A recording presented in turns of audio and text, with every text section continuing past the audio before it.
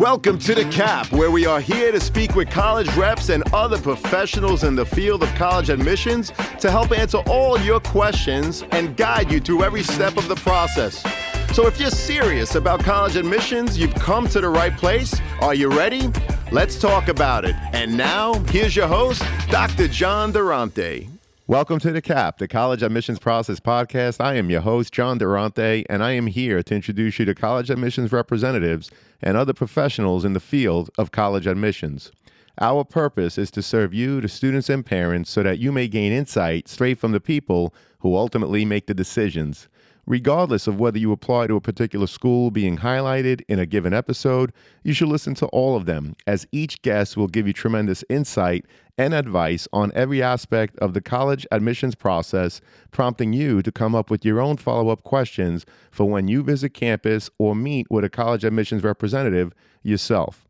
Don't forget to visit our website, www.collegeadmissionstalk.com, or the show notes of each episode to access the alphabetical list of all the colleges available with the related audio link to the right of each school. The alphabetical list provides you with on-demand access to all of the episodes so that you may listen whenever you wish. And if you want to receive links to episodes before they are released on the podcast, along with other related resources, please fill out the email opt-in form also available on our website and in the show notes of each episode. Lastly, please email me with any questions or comments at collegeadmissionstalk@gmail.com. So are you ready? Let's talk about it. Welcome to The Cap, the College Admissions Process Podcast. I am your host, John Durante, and it gives me great pleasure to introduce to you today Chris Richards, who's the Director of Undergraduate Enrollment Management at the University of Maine. Chris, thank you so much for being here today. How are you? I'm good, John. Thank you for having me. It's a pleasure to be here talking with you. Well, the pleasure is all ours. So let me ask you, Chris, give us a brief introduction about yourself. How long have you been in admissions, and how did you end up in such a position? So I'm actually originally from Western Maine, grew up in a really small town. Didn't even really have a full traffic light, to be honest. It was like blinking lights that said slow down before you make sure there's not a logging truck coming. And I actually went to the University of Maine, where I currently work as an undergraduate student. And, you know, like a lot of people in admissions, they'll say, I didn't go to college to become an admissions professional. I just kind of fell into it. I've actually worked in the office I work in since I was an undergraduate student. So my first, I guess, experience in this world was I was a campus tour guide in the admissions office. So I thought that was a great job. I got paid. I got to walk around. It helped me stay in shape. I met people, and it was that simple. And little did I know that I was going to be suddenly like doing professional work. And the admissions office offered me a graduate assistant position to pursue my master's degree. Did that for a couple of years, and then I ended up as a true professional staff member in 2012. So I've been in this office as a professional for a little over a decade. Started as a road runner, like many do, doing a ton of travel, recruiting out of state, particularly in the state of Massachusetts, and did that for a period of 3 years, and was pretty fortunate to have some really awesome mentors along the way, and kind of was in the right place at the right time. We had a bunch of people who were transitioning, taking different positions elsewhere, created some vacancies, and I ended up going from admissions counselor to director of the division, out of just need, frankly, and kind of it's been a wild ride since. But I've been really fortunate to have some pretty serious progression in the office, and actually just served as the vice president of enrollment for a period of 3 years at the university. Following some transition, stepped into it in an interim role going into COVID, and kind of saw the institution the division through some really tough, turbulent times, and then made a bit of a kind of personal, professional personal life balance decision and step back into the role of director. And, the university couldn't have been more supportive of that, which is awesome. And so I have the distinct pleasure of working at my alma mater and having only worked at my alma mater. So it's unique for sure. Well, that's a fantastic introduction. Obviously, you're an alum. You worked in the Office of Admissions as an undergrad, giving tours, and now here you are as the Director of Undergraduate Enrollment Management. That's terrific. Obviously, Chris, the University of Maine is very lucky to have you, as are we. So let me ask you first, before we get into the specific University of Maine, to talk about the overall system. Chris, can you give us an overview of the University of Maine as a system? In other Yeah. words, how many institutions does it consist of? And do they act independently of one another? Yeah. So it's a great question. So, the school I represent, UMaine, we are the flagship of the UMaine system. It's actually 7 campuses and has transitioned to 6 institutions essentially. So, Wow. University of Maine at Machias, which is the smallest university within the system, has actually transitioned and become a true regional campus of the University of Maine. So I get the distinct, really awesome opportunity to promote the largest and the smallest institution within the system as one entity. But I would say those 6 groups, Farmington, University of Southern Maine, UMPI, Fort Kent, we are really in a unique position of we are independent. We truly are. And with that comes um, some unique challenges. We're one system. We work together.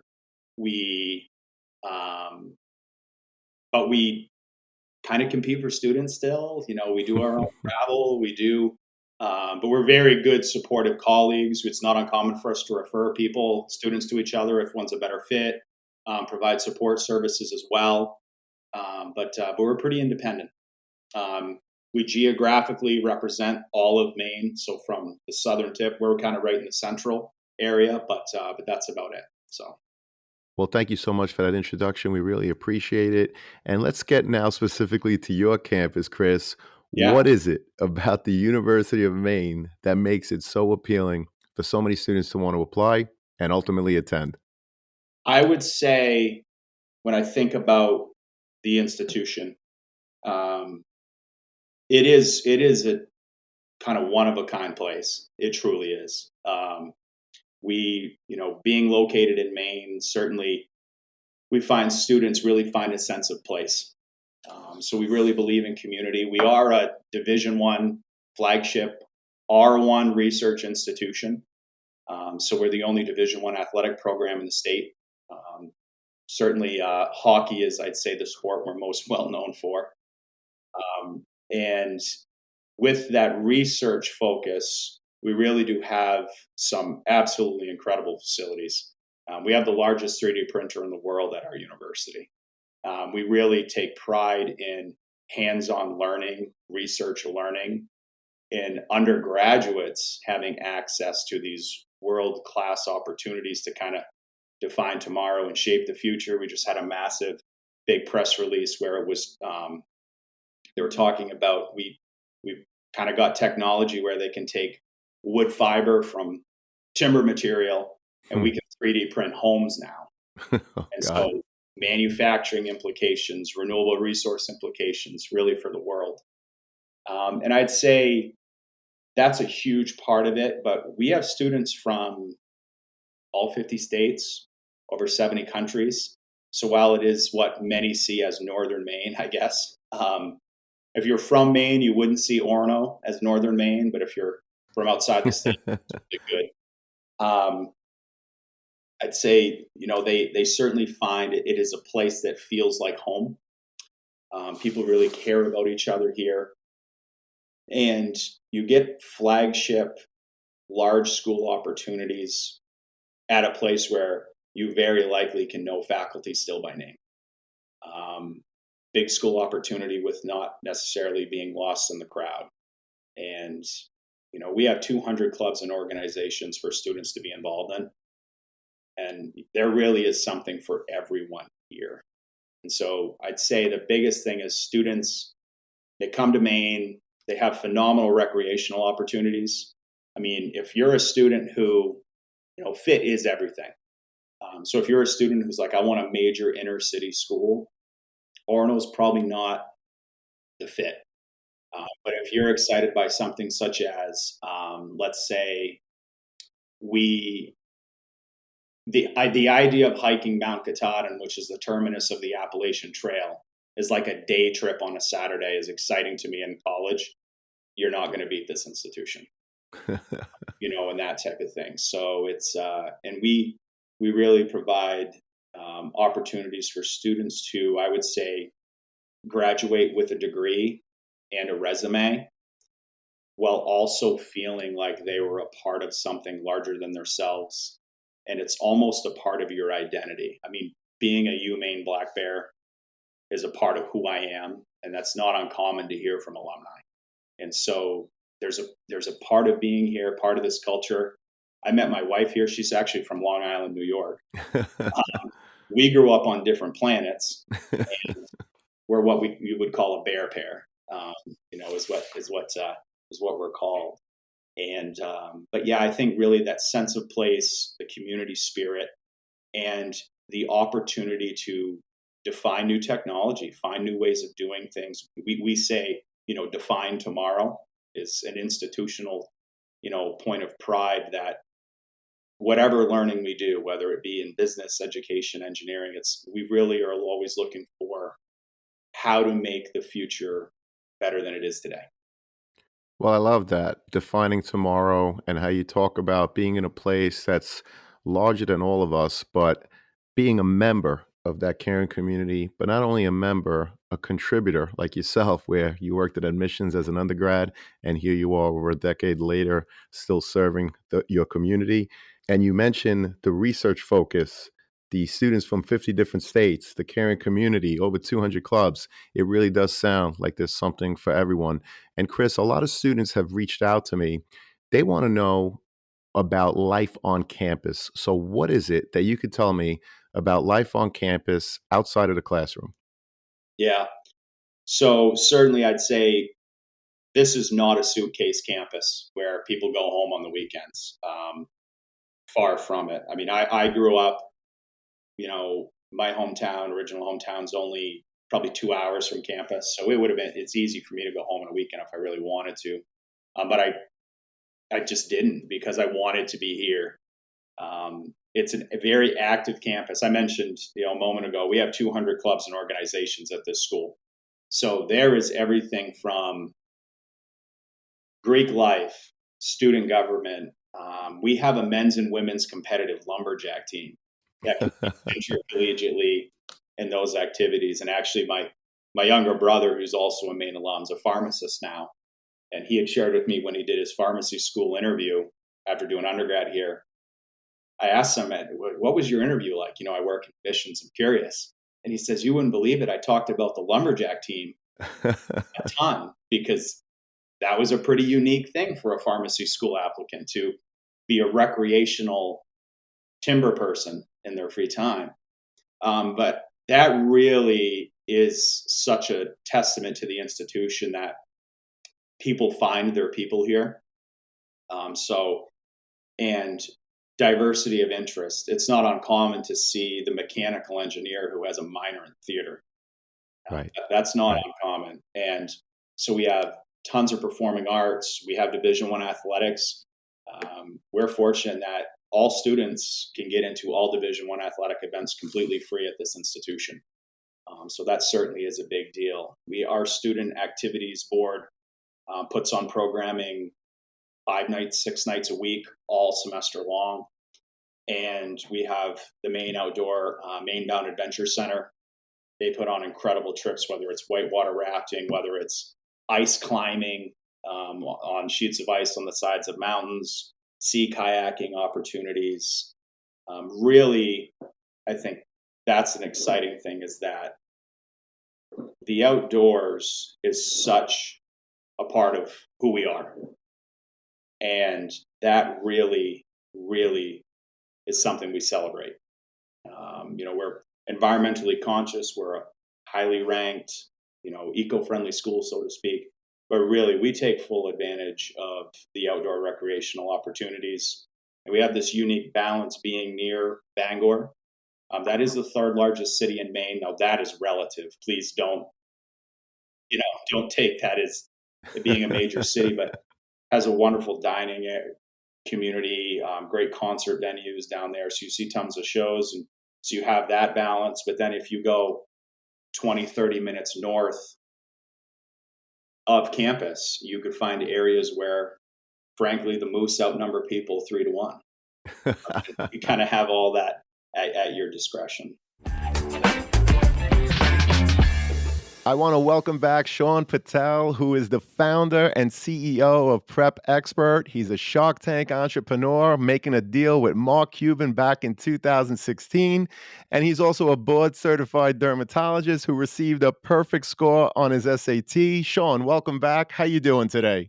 I'm doing great. Thanks for having me back, John. So, I just wanted to share with all your listeners real quick that we have an amazing partnership with the College Admissions Process podcast, and we have a really special offer for all of your listeners. So, for any listener who wants to enroll their student into one of our Prep Expert SAT courses, ACT courses, or one-on-one tutoring programs, you can get 30% off just for being a listener of the College Admissions Process podcast.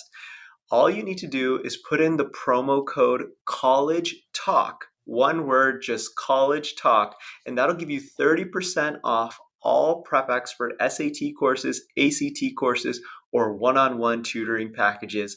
Make sure you use the link in the show notes of the College Admissions Process podcast.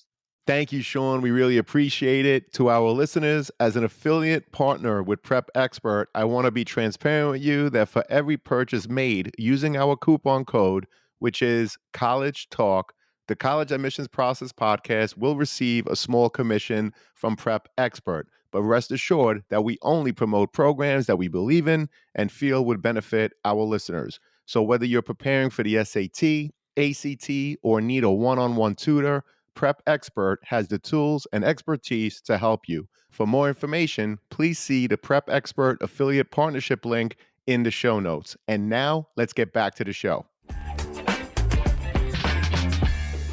Well, I love how you emphasize the outdoors, which is terrific, but also the fact that kids stay on campus on the weekend. So it's not a commuter school. There's plenty to do with plenty of people around.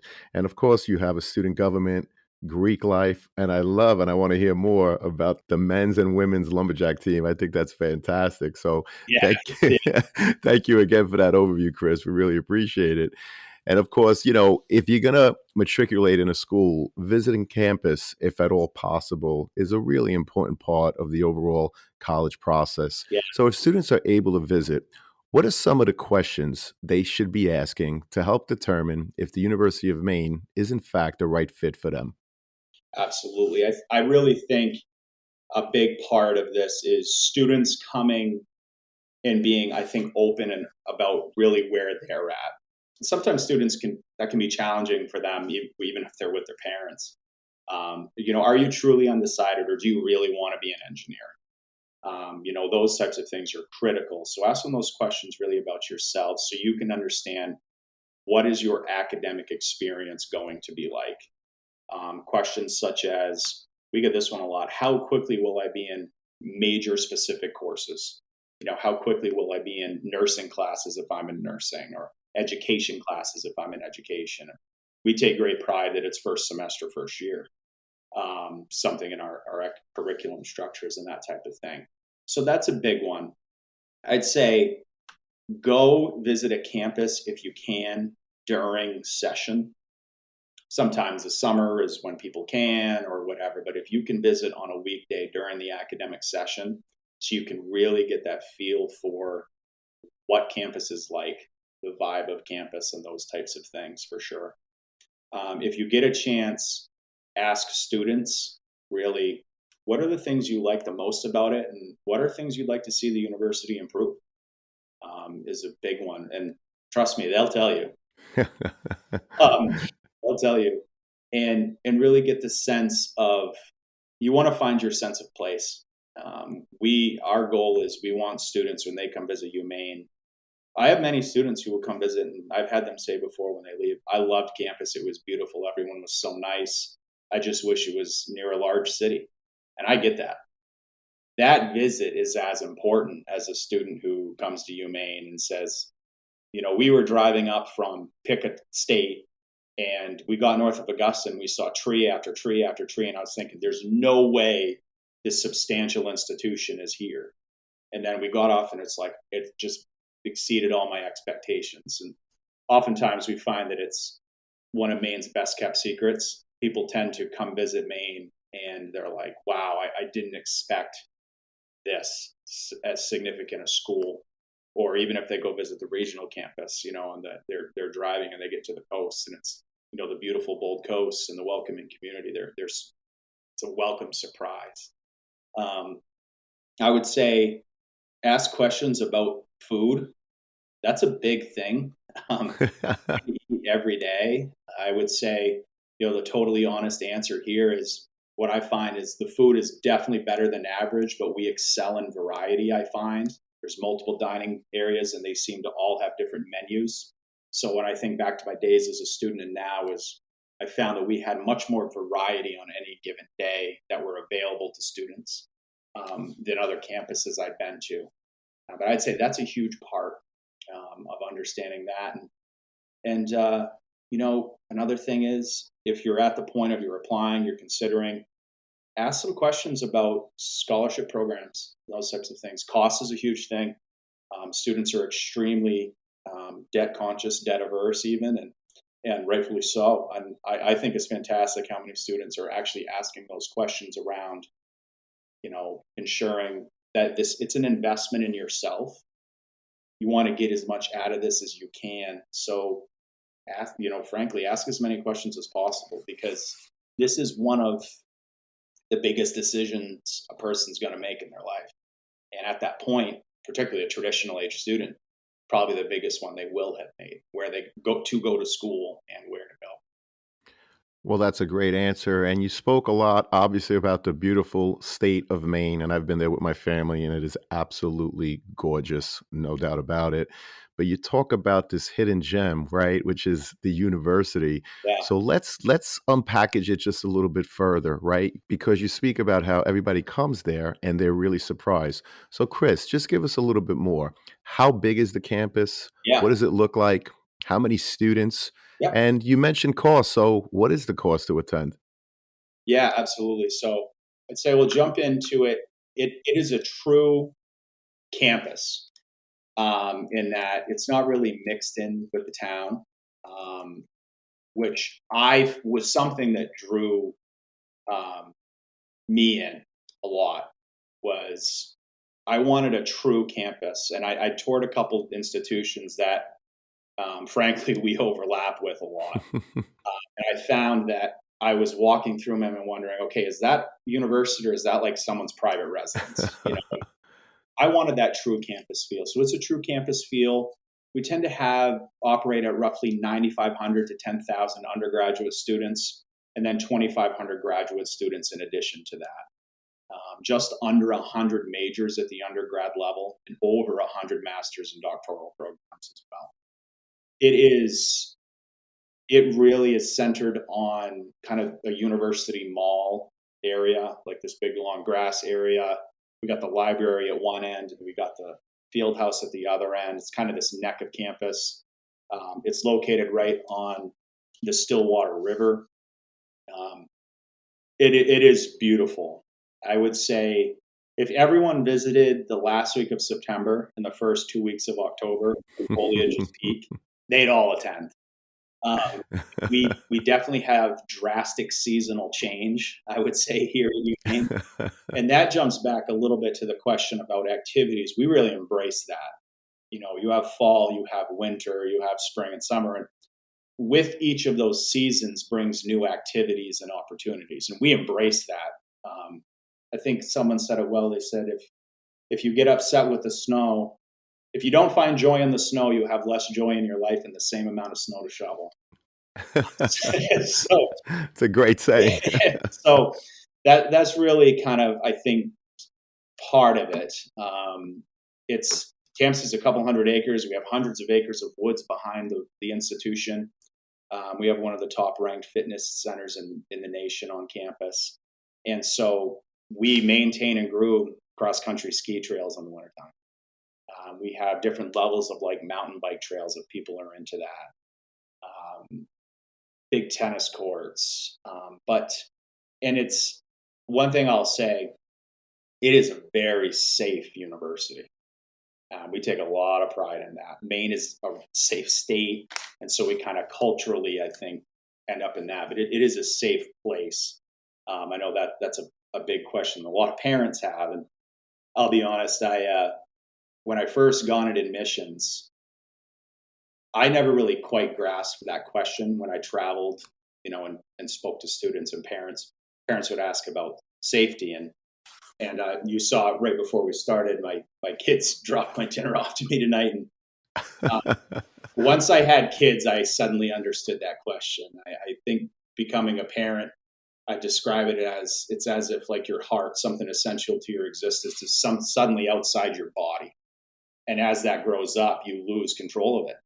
And then we talk about this transition to college, um, the change with parents and how challenging that can be. And I feel very fortunate that we have a narrative and an institution that we can demonstrate to parents this is a safe place to send your children. And we take great pride in that.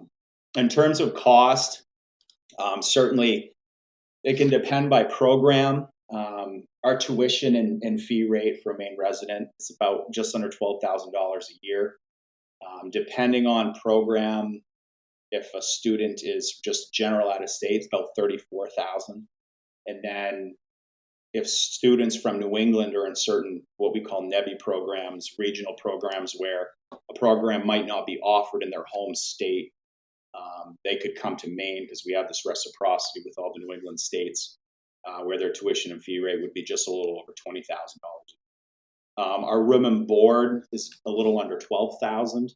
So depending 27 to 49 by residency, total cost of attendance without a cent of financial aid applied. But we have very, very robust scholarship programs from $1,000 all the way up to full cost of attendance, depending on academic performance and those type of things. And that's a point I'll probably make later. But I always tell students, your academic work in high school is probably taking that seriously is the single most important thing you can do to help pay for your college education. Is to do well academically because it has massive, massive implications from a merit standpoint as you pursue higher education. Well, we appreciate that, Chris. Thank you so much. You talk about it being safe, which, yes, as a parent myself, that's very important. But it's also a beautiful campus, and there's activities all year round, 4 seasons. Sounds awesome. And I was also very interested. You talked about the reciprocity in Hmm. the neighboring states, but also the Yeah. scholarship opportunities. So, what else could you tell us about those programs? Yeah. So NEBI stands for New England Board of Higher Education. And so basically, that organization works where states of New England have agreed that if you're, for instance, a student from Massachusetts, and you're interested in a marine science program, for instance, our marine science is approved NEBI program. Because you want that specific program and it's not offered by the public university system in your home state of residency, the view taken is you're essentially forced to go out of state. So you could go to another New England state for a reduced tuition rate, not be forced to have to pay full out of state tuition and fees to pursue the program because you kind of had to do it. And so we have programs for Maine residents that students may go to the University of New Hampshire or wherever because that program's not offered here in Maine by the UMaine system. And so it really it's a nice opportunity that allows students to not be forced to have to pay a full out of state cost simply because their area of interest and pursuit um, happens to not be offered where they live. Understood. Well, we appreciate that. And I want to dig into the overall application process, Chris, if you don't mind. So, can you walk us through your overall process at the University of Maine? Many students, of course, and their parents want to know what happens once they hit submit on their application. So, any insight that you can share, such as whether you evaluate the applications by high school, by region, intended major, or anything else that you want to share, again, we would greatly appreciate it, Chris. Yeah, absolutely. So, well, we're a Common App institution, and certainly that's our most common one. It's so to speak, but there's also an application that we accept. The UMaine system has its own system application that students can submit as well. But we're a Common App school. Um, we're non-binding, so we don't have any early decision deadlines or anything like that. We do have an early action deadline of December 1st, which there are um, some benefits to applying by then, by that date. But the big thing for us is, and we are a true review school, I would say we don't have any automated admissions processes where certain GPAs, certain test scores, you're in. We read every single file, and we get about 16 to 17,000 first year applications a year, and so we are totally test optional for all of our academic programs, and that includes engineering and nursing. That may sound funny to say that, but I say we're test optional for all programs. And many times I'm asked, does that mean engineering too? Does that mean engineering nursing as well? I'm like, yes, it does. And also, our merit structure is entirely test blind. Um, Wow. our merit structure is based upon academic performance, rigor taken um, within their academic history, and also rigor available to respective student within their school they're at.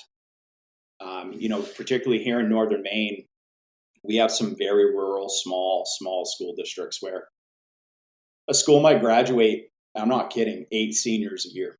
Wow. And so the availability of AP and honors courses just does not exist versus some of the other students that we review. So we try to take into account, if a student capitalized on 100% of the opportunity available to them, that can benefit them from a merit standpoint in our review. So we also consider that. But we look at the academic record is certainly the most important thing, but a real person does review that student select a first, second choice program. We look for core units, 4 years of English, at least 2 years of a lab science, math minimum algebra 2 level, business, we want to see students going beyond that in math, engineering, we want to see pre-calculus as well, we want to see physics. So there's a lot of unit checking as well. It's funny you ask about reading by region. We haven't, but we are like in transition as we look towards a more intentional kind of territory management model within admissions, where we're going to actually be reading by territory, so to speak, starting next year. So that's another kind of a shifting goal that we have. But we take great pride in quick response to students. So I mentioned that December 1st early action deadline. Students who apply by that deadline will get a decision by the holiday season. Wow. So that's a big thing for us, a quick turnaround. It's also for us, it is a priority scholarship deadline. So we do have some scholarships that, they're first come, first serve. And after that time, sometimes the very high end ones might come off the table because we get so many early. It's also guaranteed admission in terms of if a student meets qualifications for capacity conscious programs, nursing, mechanical engineering being two of them. If they meet requirements and they apply by December 1st, they're going to be fine. And we can advise them accordingly. But if a student misses that, we're in a rolling phase, and it's not uncommon for us to stop admitting to nursing in January or February. So those are really, I think, the key benefits to the student for applying by that date. Our nursing review is a little bit more elaborate than other programs. a slightly more holistic in terms of some of the goals that the program has, particularly around trying to encourage even more Maine residents to pursue nursing, and ideally place them into careers in Maine to help with our nursing shortage in Maine. A unique institutional challenge and goal for being in Maine. But we will read applications, make decisions, and we make merit determinations at that point. So when a student gets their acceptance letter, they know the status of their admission, what program they were in, whether that be first choice, second choice, an alternate program, and whatever merit eligibility they have. They get that all in one full swoop. We also, when we send our admissions packages, we send kind of like a folder. They get their decision, the form to confirm if they'd like to, but they also get a welcome letter from the financial aid office, including our FAFSA code and all those things to say, okay, you've been admitted if you haven't done your FAFSA. March 1st is our on-time filing deadline for the FAFSA, and we encourage them to do so as soon as possible. We just follow up on that, getting decisions as fast as we can. We start sending financial aid packages before Thanksgiving. Wow. We want families to have the picture of what this cost will be at Maine, their status at Maine, and that information for as long as possible so they can make the most informed decision they possibly can make. Hey, podcast friends, are you or someone you know in need of some custom college gear? Prep Sportswear carries a wide variety of college fan gear and apparel, including t-shirts, sweatshirts, hoodies, hats, and so much more. So whether you're getting ready to go to the game, hanging out on campus, organizing a college bed decorating party, or you're simply looking to build upon your college gear, Prep Sportswear has you covered. Check out our Prep Sportswear affiliate partnership link in the show notes for all the details. As an affiliate partner with Prep Sportswear, the podcast does receive a small commission if you make a purchase, but rest assured that we would only promote products that we believe in and feel that would benefit our listeners. And now, back to the show. Well, that's a tremendous overview into your entire process. I appreciate how you spoke about being test optional, yes, for all programs, including nursing and engineering, as you said, but Yeah. also the quick turnaround. That's really important because obviously this is a very stressful process, which is why we put programs like this together, just to give parents and students a little bit more insight. But that turnaround, like you said, if you apply by December 1st and by the December break, you have a decision, that really is something else. So thank you so much for sharing that, Chris. Yeah. So for the next question, we're going to do something a little different. I'm going to ask a member of our email opt-in list to ask it. So help me welcome Scott from New York. Scott, go ahead, please. Thanks, John. I currently work with special needs students, so my question is, can you please explain what opportunities you offer students who may have had an IEP in high school in terms of helping to ensure that they continue to be successful once on campus? Thank you. That's a great question, and a very, very important one. We have a wonderful, wonderful staff in our student support and success initiative area. Sarah Henry is actually their kind of leader in charge, and we really have vast resources for students to ensure they're successful, whatever accommodation someone might need, and they vary immensely. We know some students it's more time for testing, a different environment. I can remember actually. Some of my friends actually served as note takers to provide that support for fellow students. And so I think that's a testament to culture is that we have many students who actually do that for their fellow classmates through that organized program under that area. I think one key thing that I say every time I get this question, whether it be from a student, from a parent, from whomever, is communication is so critical on this. And to empower students to have some self-advocacy, but also to speak up about these types of items. I find that students who have challenges, sometimes we have students who they maybe had whatever situation in high school, and they just dismiss it as, I don't need this anymore when they go to college. Or they, you know what I mean? They just think that. and maybe they struggle, and then we find out information after the fact, after they've had a tough semester, that didn't need to happen. And so I say, please ask these questions early in the process. When we have students come to orientation in June, they should be setting up these meetings like right then and talking with our support staff, because we can map this all out and they can hit the ground running. Communication early in the process, and it's seamless. But I think sometimes, especially if a student's been in a district, K through 12, that can be a much more seamless transition of information from elementary to middle to high school. And sometimes there can be an assumption from families, particularly if they're first gen, that this just happens. It's not necessarily the case. Coming forward, encouraging your students to touch base with the college they're deciding to go to. That's a wonderful mentorship opportunity to encourage them. And I'm very confident in our ability to accommodate students to be successful at Maine's flagship university. Well, we appreciate that answer. And I'm going to repeat again what you said: communication, but communication early in the process. So, students, parents, definitely advocate for yourself. If you are someone like my youngest daughter who had an IEP in high school, advocate for yourself, because there are resources on college campuses to help you continue to be successful. I also want to take a moment to thank Scott from New York for the question. I really appreciate it. And if anybody wants to join the email opt-in list, please see the link in the show notes or visit the website www.collegeadmissionstalk.com. Thank you again, Chris, for everything. We really appreciate it. Leads me to my next question. What are some of the things that students do to demonstrate their interest in the University of Maine? And Chris, is that something that you track as part of your overall process? Yeah, we certainly do, monitor all that information in terms of, a student's connections with us.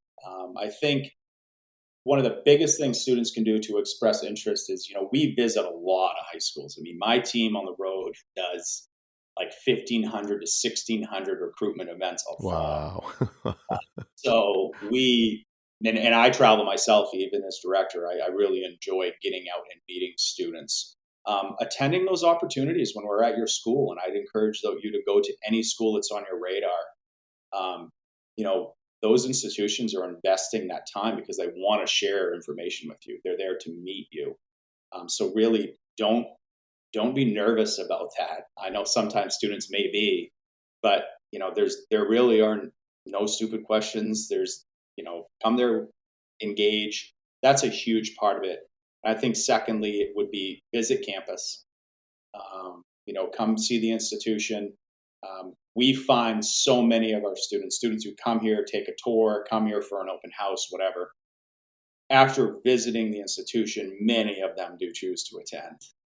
Because, as I said, it is something that tends to exceed expectations for sure. So I'd say those are the top two ways. Fantastic. And Chris, what about an honors program? Yeah. Does the University of Maine have one? And is it a separate application, or do you and admissions invite students to apply? No, great question. Yes, we do have an honors program, and actually a very, very old and well respected one. And currently, our honors program does not have an independent application. I don't know that might change in the future, but currently we work collaboratively with our honors college on invitations for students. They will get an invitation to participate separate from their acceptance letter, certainly afterwards. So they get admitted to the school, and then they get an invitation to participate in honors at UMaine. And the honors program, and it's it may sound like a cliche statement, but it really is an honor to be in the honors program at Maine. You're going to have a very small liberal arts school field to your college time within a Division I, R1 flagship land, sea, and space grant institution. Very interdisciplinary. What I find the benefit to that program is it's not like honors in high school where you have bio and honors bio. They have their own set curriculum, and students essentially have this dual citizenship, if you will, where they're within their degree granting college, whatever it is, business, education, whatever. and then they're a member of the honors college. And so you could imagine being in a class of 10 students, and you have a text that you read and you're going to debate or discuss this topic. And you may be a mechanical engineer and I may be a student, and Sarah over there may be a theater student. And I think the students come out of it with so much robustness added to their academic experience. And what I find to be a worldliness and an ability to collaborate with and work with people who have different views than themselves. And if there isn't anything we couldn't use more in the world today, I think that's probably number one, because they engage in topics with students much different than themselves in a way that they might not otherwise on campus. Because, I was a bio major in undergrad, and I had friends in the performing arts and whatever, but I didn't necessarily have academic time with those people because you have your niche of focus of area of study. And the honors college really, I think, breaks that down and forces students to engage with those they might otherwise never engage with in a way that I think really helps them develop professionally, academically, and personally. So we're really proud of our honors program at Maine. And students who get that invitation, you don't have to participate, but man, I really would recommend it if you do get that opportunity. Well, we appreciate that. And what percentage of the students would you say are actually in the honors program? Oh, a small percentage. So we probably bring in the incoming cohort, probably 10%, 8 to 10% of our incoming class are in honors. And there's a few more certainly that are invited than participate, but it's a really tight-knit community. They have options for honors housing. So there are some very real, I guess, nuts and bolts realities to your experience that could be different. But that's roughly the group. Yeah. Thank you so much, Chris. And I certainly appreciate you explaining all of the different benefits. And I know that the University of Maine is optional when it comes to submitting essays. hmm But can you share some essay examples that left an impression on you? And what advice would you give prospective students in terms of what they should be thinking about as they sit down getting ready to write an essay? That's a great question. So yes, it is optional, but we recommend it. Um, and actually, I've had a couple just this week that were some of the best I've ever read, and I won't forget anytime soon. That's for sure. I would say this is an opportunity to really show who you are to a complete stranger or a group of strangers, depending if the school does committee review or whatever. Who you are to a lot of maybe numbers and letters that are indicating grades, scores, whatever it is. Add the human opportunity to this. And I find great joy in essays that maybe have a hook or an unexpected story. And I just read this essay about this.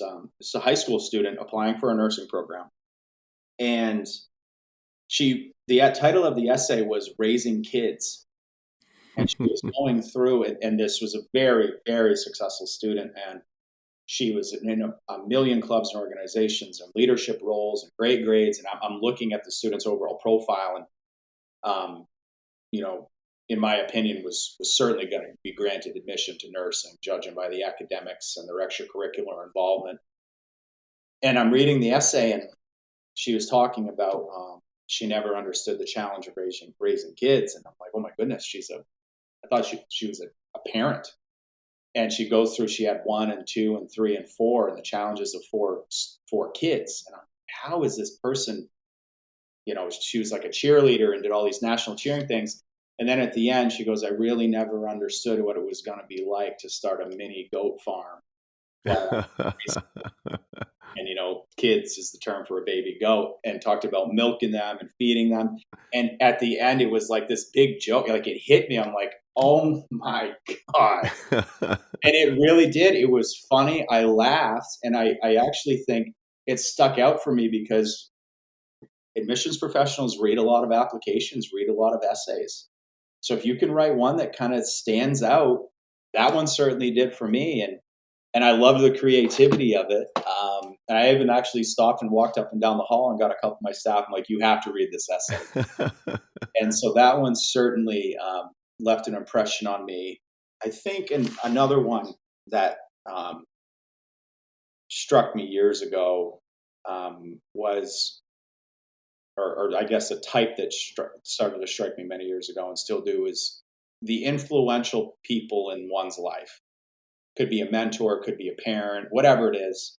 But when they kind of share someone who's helped shape their perspectives and why, are really, really can be really special and powerful. And I had one just this week who she actually wrote um, about her mother, who was a single parent, and how hard she watched her mother struggle and to raise her and give her opportunities she never had. And they actually have the contact information. I think I'm going to may call the parents. I don't know if you've read your child's college essay, but and I don't know if your child's going to come to Maine or not. I hope they do, but you really should read it because it impacted me, because I hope my kids one day could write something as powerful as this person did about their parents. So I'd say those are two that really, really stick out to me recently that I've read.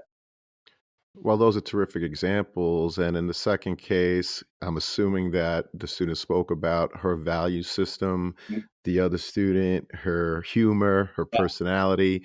These are all things that don't necessarily come out in other pieces of the application, such as the transcript, for example. right. So if you're going to write an essay, and again, at the University of Maine, it is optional, but if you're going to write an essay, you want to write something that's going to enhance the overall application and not just repeat things that are available, for example, on the transcript when it comes to academics, or the activity sheet where you have your list of activities that you've taken part in after school hours or after class is done. So again, Chris, we really appreciate that. And of course, the teacher's letter of recommendation, obviously another part of the overall application. Chris, what are you looking for when you're reading a teacher's letter of recommendation? I'd say we really like to see academic entities who can speak to a student's academic ability and character are the ones that are the best. I mentioned earlier we have these great research opportunities, these academic programs, and all these activities.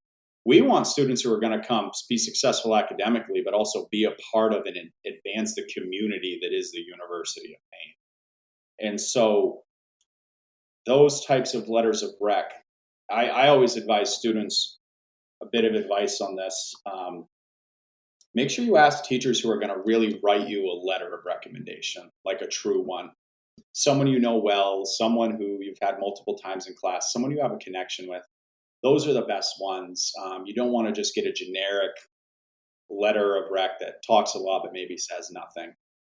Certainly, that you want a real one, and um, that character and academic piece is big for us, particularly around the really hard STEM programs, nursing, engineering. We want to see that as a part of that. And some of the most powerful ones I've read are actually um, from coaches as well. It can be a great letter of rec. And there's an article a few years back. I saw someone, I think they got admitted to all or most of the Ivies, and one of the letters of rec they asked was from the custodian at their high school. And Wow. this person had written this letter, and they were saying that this young man was like, the stud athlete and whatever, but he would made it such a point to make him feel like a part of the community. And that not a lot of students or people really talk to him a ton, and this student Wow. did every single day. And that right there could, you know, you could speak to, yes, the students on National Honor Society. Yes, this student is a standout athlete and involved in all these clubs. But this is how this student makes me feel every day when I see them. And can't remember who said it, but there's the saying of, they may forget what you say, they may forget what they did, but they'll never forget how you made them feel. And so those types of letter of recs, if you have those stories in your life, those can be really powerful for your admission to the University of Maine, but certainly I think colleges in general. Well, that's so true, and we really appreciate that. And I love how you talked about how are you going to be a part of a community, but also how are you going to advance it? How are you going to make it better? You said it earlier, if you go to the University of Maine, obviously that is something that is bigger than all of us. But when you're there, how are you going to contribute to the University of Maine community?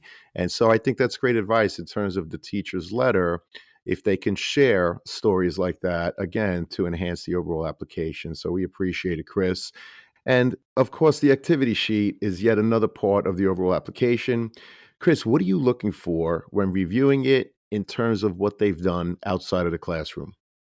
We really like to see, I'd say these are two, I guess, top priorities for us: leadership, and part-time work is very seriously highly ranked for us in that regard. And commitment to things over time is also a big one. I'd rather see a student who did two or three specific things for their first through senior year and someone who had done nothing and then panicked and they knew they needed to pad this sheet on their application so they had 20 clubs or senior. So commitment to things over time, leadership roles really carry the most weight. And we also love to see if there are experiences that are related to your academic pursuit.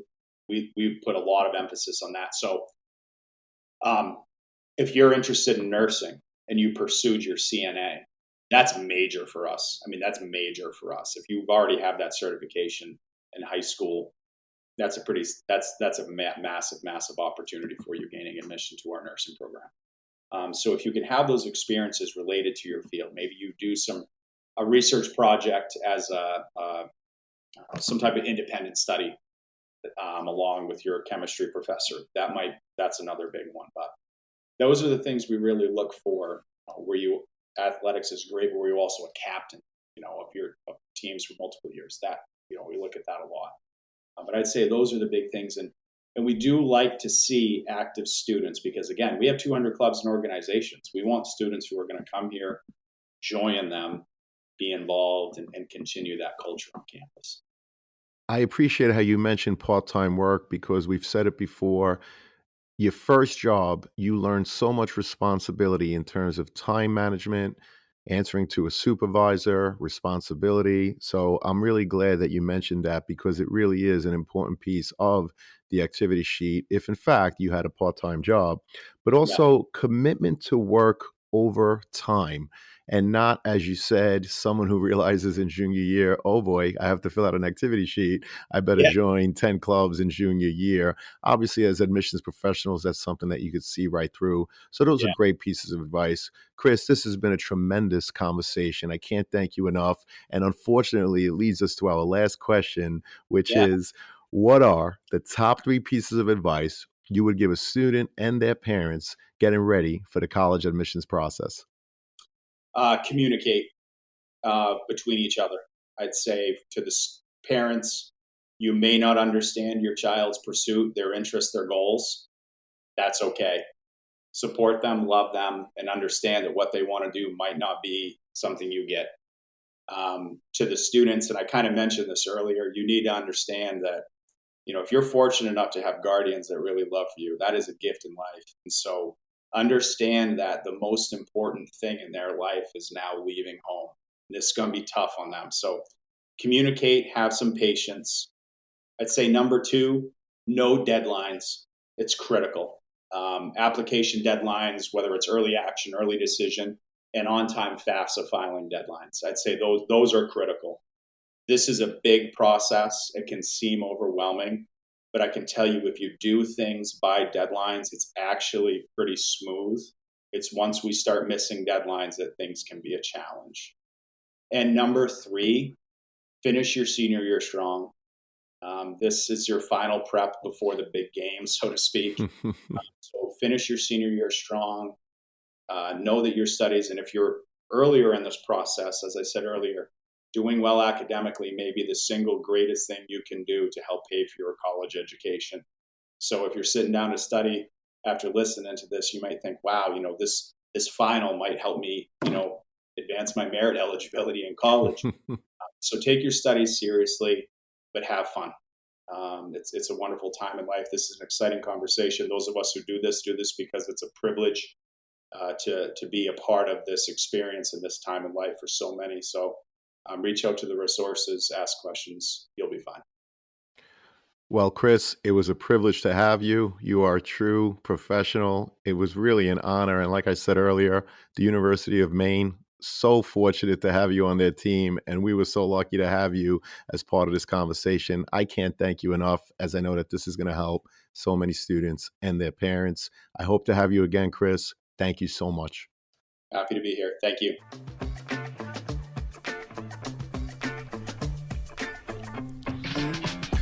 Thank you for joining us on this episode of the CAP, the College Admissions Process Podcast. We hope you enjoyed the show.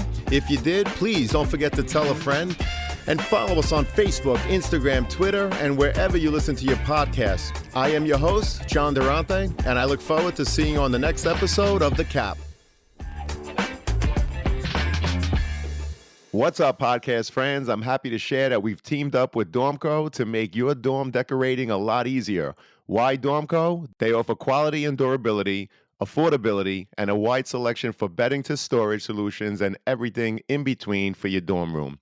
So if you or anyone you know is looking to decorate your dorm, see the affiliate partnership link in the show notes for Dormco, your one-stop for stylish, affordable, and quality dorm essentials.